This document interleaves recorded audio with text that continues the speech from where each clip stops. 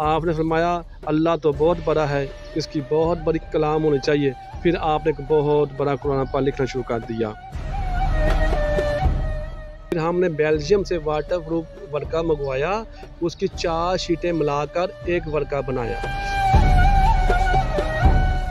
अपने हाथ से ज़ाफ़रन, कस्तूरी, गुलाब दा अरक और आबे ज़मज़म ये 4 चीज़ां मिला के इन्होंने शाही तैयार की थी।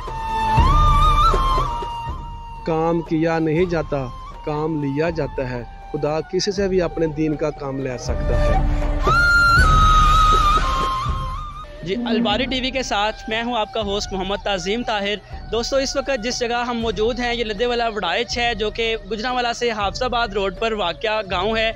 इस गांव में एक ख़ास बात यह है कि यहाँ पर एक कुरान महल जो है वो तमीर किया गया है, और कुरान महल की जो बिल्डिंग मेरे पीछे आपको नज़र आ रही है, यहाँ पर अंदर मस्जिद के पास एक कमरे में कुरान पाक महल जो है वो तैयार किया गया है। ये कुरान पाक महल के बारे में ये दावा है कि एक दुनिया का सबसे बड़ा कुरान पाक है। अब आपको अंदर का हम विज़िट करवाएंगे और जानेंगे कि क्या ये वाकई दुनिया का सबसे बड़ा कुरान पाक है जो यहाँ पर मौजूद है, और ये किस तरह से तैयार किया गया, और यहाँ पर जो जिन्होंने तैयार किया सूफ़ी नज़र मोहम्मद साहब, उनकी ज़िंदगी के बारे में भी हम जानेंगे।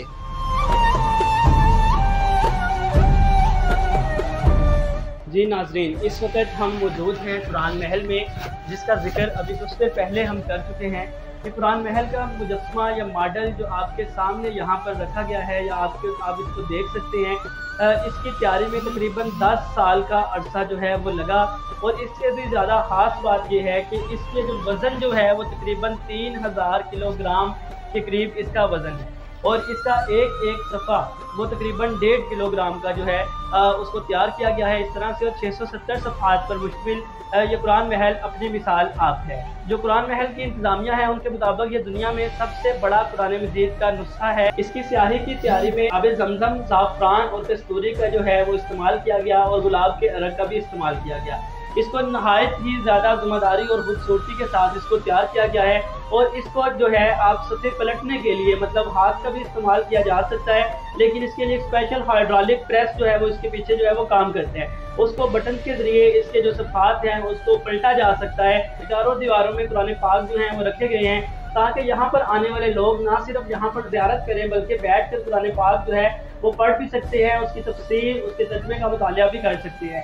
यहाँ की एक और खूबसूरत और ख़ास बात यह है कि बनाने वालों की तरफ से यहाँ पर बाकायदा लिखा गया है कि यहाँ पर ना तो कोई चंदा या नजराना या फितराना ऐसा कोई भी सिस्टम यहाँ पर मौजूद नहीं है, जो कि आमतौर पर ये देखा जाता है कि ऐसी जगहों पर लोग अल्लाह का इस्तेमाल करके, और ये कंसेप्ट दिया जाता है कि बहुत ज़्यादा कमाई कर रहे हैं, लेकिन यहाँ पर वाज़िया लिखा हुआ है कि अल्लाह ताला का रिज़्क़ जो है उनको मुयस्सर है, वो खाते हैं और शुक्र अदा करते हैं, और इस तरह का कोई भी चंदा यहाँ पर नहीं लिया जाता। जी, इस वक्त मेरे पीछे आपको एक मीनार नज़र आ रहा है, जो कि देखने में तो एक मस्जिद का मीनार है, लेकिन इसकी ख़ास बात यह है कि ग़ज़वा बदर में हिस्सा लेने वाले 313 सहाबा कराम, जिनका जिक्र हम अक्सर किताबों में भी पढ़ते हैं, वाक़यात में भी उनका जिक्र सुनते हैं, उन 313 सहाबा कराम के नाम जो हैं वो यहाँ पर नक्श किए गए हैं।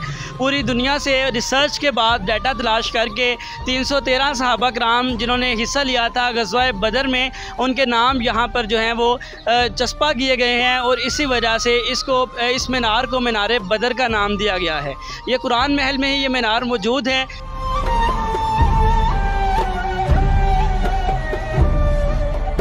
जी, इस वक्त मेरे साथ मौजूद हैं सूफ़ी कलीमुल्लाह साहब, जो कि यहाँ के सरपरस्त भी हैं, और इनकी ज़ेर निगरानी ही कुरान महल को जो है वो देखा जा रहा है। सबसे पहले सूफ़ी साहब से मेरा ये सवाल आपसे होगा सर, कि किस तरह से सूफ़ी नज़र मोहम्मद साहब, जिनके आप साहबजादे हैं, उन्होंने इसका आगाज़ किया कुरान करीम महल का, और हमने देखा कि 10 साल के अरसा में ये मुकम्मल हुआ। तो आप उनके बारे में बताइएगा कि कुरान महल का उनको ख्याल कैसे आया और ये काम कैसे स्टार्ट हुआ। जी, बिस्मिल्लाहिर्रहमानिर्रहीम।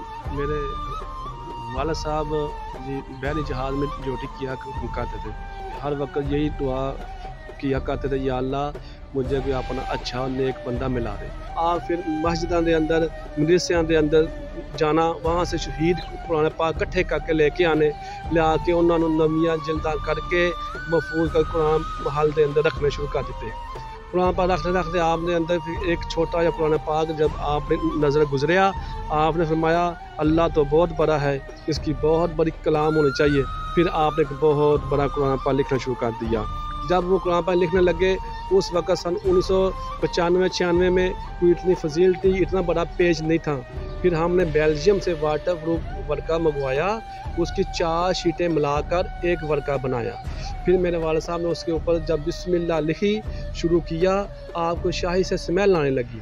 आपने फरमाया कि अल्लाह पाक की पाक कलाम लिखनी है, तो ये लोगों ने पता नहीं कैसे शाही बनाई होगी। फिर आपने अपने हाथ से ज़ाफ़रन, कस्तूरी, गुलाब दा अरक और आब ज़मज़म ये 4 चीज़ां मिला के इन्होंने शाही तैयार की थी। और शाही तैयार करके फिर इन्होंने लिखना शुरू कर दिता। फिर ये अल्हम्दुलिल्लाह 10 साल में मेरे वालिद साहब ने इस कुरान पाक लिख लिया। हत्ता कि मेरे वालिद साहब कोई खताती नहीं थे जानते, लेकिन आपने इस इतनी बड़ी अजीम सादत हासिल हुई। ये कुरान पाक का फैज़ था। तो आप फरमाया करते थे, मेरा अल्लाह फरमाता है काम किया नहीं जाता, काम लिया जाता है। खुदा किसी से भी अपने दीन का काम ले सकता है।